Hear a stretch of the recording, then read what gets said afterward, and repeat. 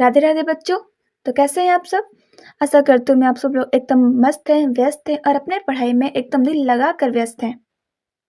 ठीक है, तो जैसा कि आपको पता है कि आज का हमारा टॉपिक है अनिषेक फलन, अनिषेक जनन और बहुभ्रूणता। ये तीनों ही टॉपिक इतना इम्पोर्टेंट है ना कि कहना ही क्या, क्योंकि ये जो तीनों जो क्वेश्चन मैं आज लेके आई हूँ ये टॉपिक, ये तीनों ही अगले कई सालों में क्या है कि कई बार रिपीट हो चुका है। ठीक है, तो इसीलिए मुझे लगा कि इसको सबसे पहले लाना चाहिए। ठीक है, और ये जो तीनों टॉपिक है ना बहुत ही आसान है, इसमें कोई झंझट नहीं है और ना ही कुछ है।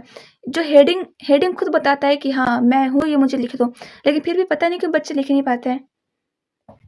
ठीक है, तो ये बहुत ही आसान टॉपिक है, तो वीडियो को बिना स्किप किए वीडियो पूरा देखिएगा एकदम अच्छे से। तो चलिए टाइम को बिना वेस्ट किए वीडियो स्टार्ट करते हैं।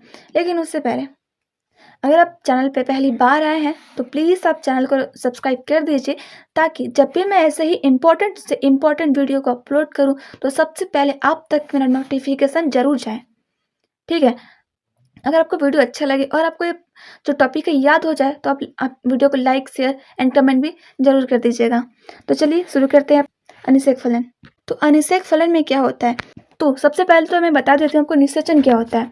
तो निषेचन में क्या होता है कि एक मादा युग्मक और एक नर युग्मक जब मिलता है तो होता है निषेचन।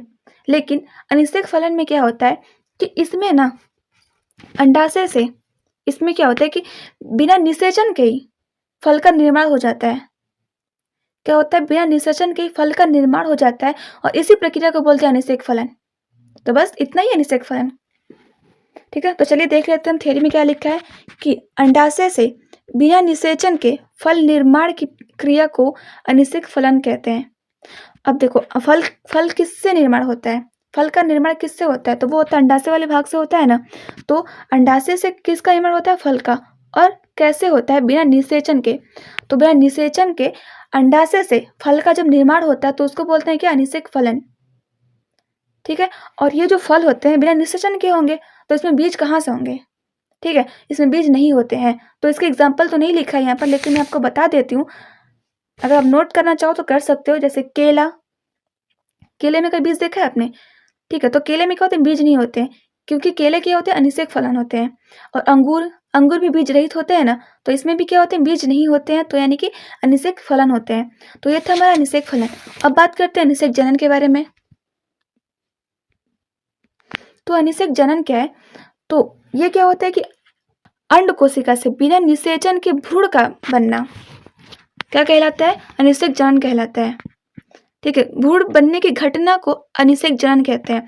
उसमें क्या था, अनिषेक फलन था यानी कि फल का बनना था, और इसमें क्या था कि अनिषेक जनन बिना निषेचन के जनन होना, यानी कि भ्रूण का बनना क्या कहलाता है, अनिषेक जनन होता है। तो ये किसमें होता है अनिषेक जनन, तो ये होता है रोटिफर में होता है। ठीक है, और किसमें होता है, जो नर मधुमक्खी होती है एक, उसमें भी क्या होता है, अनिषेक जनन होता है। और कुछ पक्षियों में भी और छिपकलियों में भी ये प्रक्रिया देखी जाती है।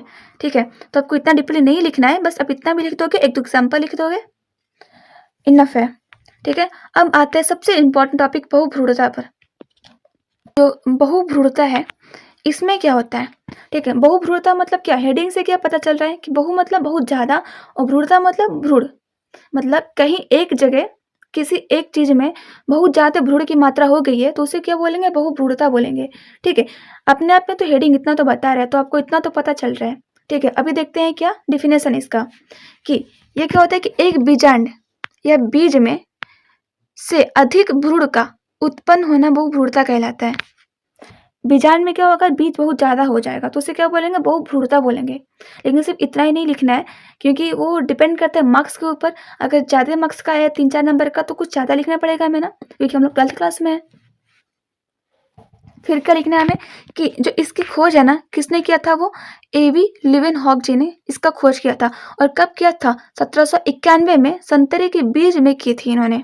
ठीक है, उसके बाद क्या है कि अनावृत बीजी पौधे में यह सामान्य घटना है, परंतु आवृत बीजी पौधे में यह काफी कम पाई जाती है। ठीक है, जो अनावृत बीजी पौधे होते हैं उनमें क्या होती है, बहुत सामान्य होती है, मतलब ये होती रहती है उनमें। लेकिन जो आवृत बीजी प्लांट्स होते हैं ना, उनमें नहीं पाई जाती है, मतलब ये बहुत कम पाई जाती है। ठीक है, तो समझ में आया बहुभ्रूणता।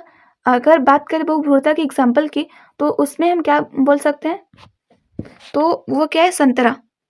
संतरा क्या है, बहुभुरुता का एग्जाम्पल है। और संतरे में भी देखते हैं ना, बहुत ज़्यादा वो बीज होते हैं उसमें, तो संतरा भी बहुभुरुता का एग्जाम्पल है। और कह सकते हैं नींबू भी, क्योंकि नींबू में भी क्या होता है, बहुत ज़्यादा बीज होते हैं। क्लियर? आशा करती हूँ आप सबको ये टॉपिक समझ में आया हो, लेकिन अगर नहीं आया तो एक बार और रिविजन कर दूँ मैं। तो देखो, अनिषेक फलन क्या होता है, बिना निषेचन के फल बन जाना, ठीक है। और अनिषेक जनन क्या होता है, बिना निषेचन के भ्रूण का बन जाना, यानी कि जनन हो जाना। और बहुभ्रूणता क्या होता है, बहुभ्रूणता होता है कि बीजांड में बहुत ज़्यादा भ्रूण हो जाना, बीजांड में या बीज में बहुत ज़्यादा क्या होना, भ्रूण उत्पन्न हो जाना ही क्या कहलाता है, बहुभ्रूणता कहलाता है। क्लियर? ठीक है, तो समझ में आया एकदम अच्छे से, क्योंकि अगला वीडियो इससे भी इम्पोर्टेंट आने वाला है, तो आप तक वो सबसे पहले पहुंचे, ठीक है। और एग्जाम भी बहुत पास आ गया है ना। चलिए मिलते हैं नेक्स्ट वीडियो में।